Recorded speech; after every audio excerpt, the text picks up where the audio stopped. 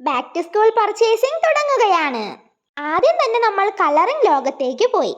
ആദ്യമേ നമ്മൾ ചൂസ് ചെയ്തത് ആർട്ട് സെറ്റിന്റെ 2 പാക്കറ്റാണ്. ക്രയോണും സ്കെച്ച് പെന്നും വാട്ടർ കളറും അടങ്ങിയ 150 പീസസ് ഉണ്ട്. പെൻസിൽ ഡ്രോയിങ്ങിൽ വിസ്മയിപ്പിക്കുന്ന വമ്പൻ കളക്ഷൻ.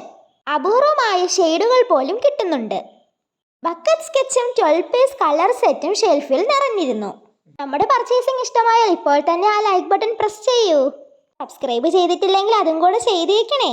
വലുപ്പത്തിലും ഷേപ്പിലുമുള്ള ഷാർപ്നറും ഇറേസറും, ഫയൽ ബോർഡും പെൻ സ്റ്റാൻഡും എന്നെ നോക്കിയപ്പോൾ ഞാൻ നോക്കിയത് ക്ലേയിലും സ്ലൈമിലും ആയിരുന്നു. സ്ലൈം കയ്യിൽ കിട്ടിയാൽ ഞാൻ എപ്പോഴും 2 വയസ്സുകാരിയാണ്. ഈ ബ്ലൂ സൂത്രത്തിന്റെ പേരാണ് പെൻ ഇറേസർ. എന്റെ സൂത്രം വർക്കായില്ല. എന്തായാലും കോയിൻസ് ഇടാൻ ഈ ടെപ്പ് എടുത്തേക്കാം. ബുർജ് ഖലീഫ തന്നെ ഇരിക്കട്ടെ, എന്തിനാ കുറയ്ക്കുന്നേ?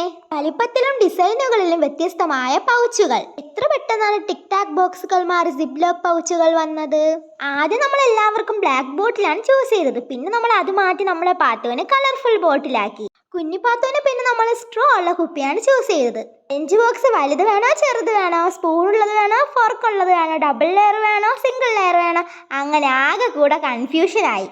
മൊത്തത്തിൽ ഇപ്പൊ കിളിപോയ അവസ്ഥയാണ്. അങ്ങനെ ബോട്ടിലും ബോക്സും പകുച്ചും ഇടാനായി നമ്മൾ ബാഗിനടുത്തെത്തി.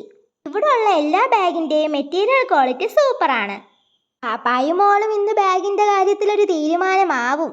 കാർട്ടൂൺ ക്യാരക്ടേഴ്സിന്റെ 3D ബാഗുകൾ ഇവിടെ ആകർഷണീയമാക്കുന്നു.